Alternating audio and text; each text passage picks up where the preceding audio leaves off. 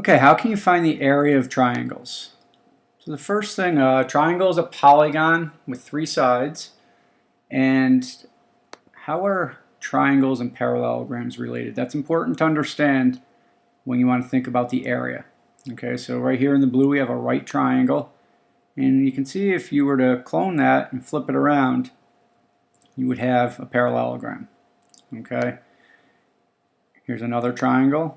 And again, if you were to clone it, okay, it's maybe hard to see that's a parallelogram, but if you turn it around, you can see that again you have a parallelogram.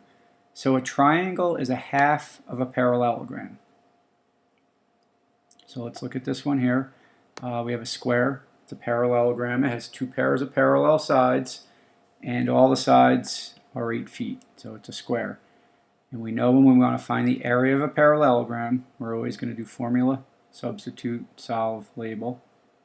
The area, formula for area is length times width, or base times height. We're going to substitute into it. Okay, 8 times 8 is 64. And now we're going to label it.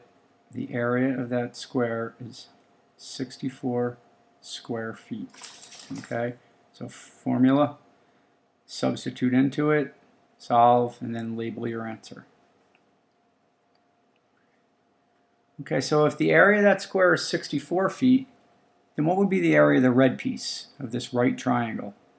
Okay, it's half of the square, so the area would be half of 64, or 32. So the formula to find the area of a triangle is going to be base times height to find the parallelogram, and then you're going to multiply that by a half, or divide it by 2.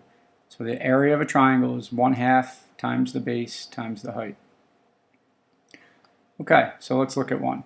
We're going to find the area of this triangle, and whenever we find the area of a figure, we're going to start out by writing the formula. And for a triangle, it's 1/2 base times height. Okay, because a triangle is half of a parallelogram. We're going to substitute what we know, so we're always going to include 1/2. That's part of the formula. And we're going to multiply that. The base is 18, and the height is 8. Okay, and remember the height always has to be a line perpendicular to the base. There has to be a 90-degree angle, so it can't be these sides. Okay, so we've substituted in 1/2 of 18, 1/2 times 18. Okay, it's going to be 9. Half of 18 is 9. And then we'll do 9 times 8 is 72.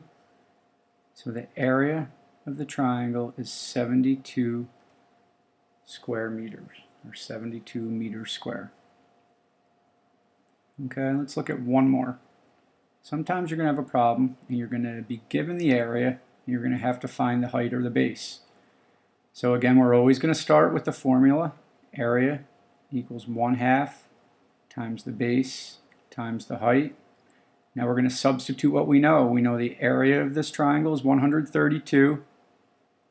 We have to keep that. It's part of our formula. The base is 22. We're looking for the height. Now, this is a little trickier here. We have to look at this side of our equal sign, and we have to simplify. 1/2 times 22 is 11. Half of 22 is 11. And we still have to do 11 times the height.